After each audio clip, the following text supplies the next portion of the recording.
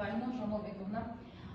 Үй жан дүниенің тыныштығы дейді. Расымен де біз мектепте ғана емес, ең әуелі үйімізде жан тыныштығын орнатуымыз керек.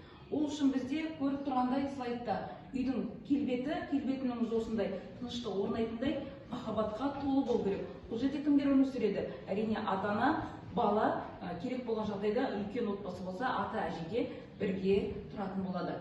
Сенім мен сүйіспеншілік қай кезде орнайды? Егер де ата-анада сау, дені сау, рухани мәдениетті, кәдімгі көзі ашық, кітап болмаса да өзінің жұмысын жақсы білетін және кәсібін сүйетін, балаларына не бере алатын, қарапайым ғана жеті атаны айта алатын әке, жетістікке тарта алатын ана деңгейіндегі қарапайым отбасыдан үлкен зиялы қауым өкілдерінің отбасында да осы нәрселер сақталу керек. Өйткені жылуды ең бірінші пеште жағып қана қоймаймыз ғой.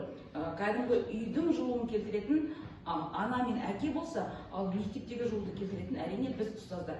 Келесі. Отбасындағы құндылықтарды біз осылай деп қарадық, өйткені көріп отырсыздар, ана, әке, бала. Бізде әке кімнің образында? Қорғаныш, батырдың образында. Ана ол бізде мейірім, бала ол біздің болашағымыздың үміті. Ендеше ол үйіміздегі үмітті ана мен әке жақсы, ал мектептегі сол әдемі үмітімізді біз ұстаздар біздің қолымызда екендігін тағы бір дәлелі. Ары қарай мынау құндылықтарды біз іске асырсақ, сенім, жауапкершілік, қамқорлық, осылар біздің сабақтарда көрініс табады.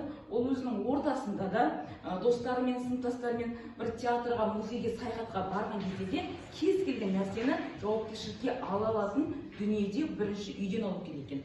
Сонда отбасындағы төрт осы негізгі критерийға сүйеніп тәрбие берсе, ата-ана мектепте мұғалімге жұмыс істеу, сыныптастармен араласу, қарапайым дүкендегі адамнан нан сұрауда баланың ең осы сенім қалыптасқан төрт дағды баланың өмір сүруіне жалпы оңай және жеңіл түрде жүзеге асады. Келесі.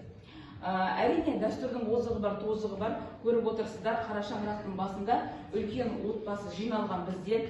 Бірақ та бізде бағана айтып өттік, қазақ отбасы киелі шаңырақ дедік. Өйткені әр қайсымыз бір отбасынан шыққанбыз. Отбасы адам өмірде болмайды. Жеті ата дәстүрі тектілікті сақтау. Өйткені бағана айтып өттім, жеті атасын айта алмайтын қаншама ұлт бізде бар, өйткені оның түбі тек қана жеті атаны сақтап, жаттап қана қоймай, қайрудан шыққандығы, ертең қыз алғанда, қыз бергенде осының барлығы біздің тектілігіміздің, қанымыздың тазалығы, дәстүріміздің негізі отбасыдан ең бірінші әкеден үйрену керек. Бата беру. Батаның да неше түрі бар. Ақ жол тілеген баталар әрине ол үлкен ақ жаулықты, ақсақалды аталарымыздан келетін дәстүр. Осы дәстүрдің бізде қазір айта алмайтын қаншама қария бар. Өйткені ол сөз естімеген бала әрине оған ол танысық болады. Бір жерге барған кезде бірден тамағын жеп кетіп қалады. Өйткені бата беру дәстүрі үйде қолданысқа енбеген. Қонақ жайлылық қазақ отбасының басты қасиеті. Қонақ келсе құт дейміз, егіз табады деп айтады, қойды. Өйткені расымен де қазір қойы жоқ, сиыры жоқ, бізде үй қаншама. Қонақ келген кезде оның құт екендігін, қойдың егіз табатынын бала біліп өспесе отбасында, әрине бұл мақалға ол қарсы шығады. Сол үшін де қонақ келген кезде қалай күту керек, дастархан басындағы баланың кәдімгі мәдениеті, қонақ күтудегі баланың қандай рөл ойнайды, үлкендерге су құю керектігі, осы қарапайым дағдыларды ана мен әке ең алғашқы болып үйрететін ұстазы баланың. Шаңырақ береке символы, өйткені шаңырақты біз қасиетті санаймыз, қара шаңырақты босқа айтпаймыз. Әр қарапайым ғана қазақ отбасындағы шаңырақ сөзінің түп төркіні де осы үлкен әже аталардан балаға сіңіп өсу керек. Әрине екінші шаңырағы ол мектеп екінші үй деп, сол үшін осы сөз негізге алынған. Келесі.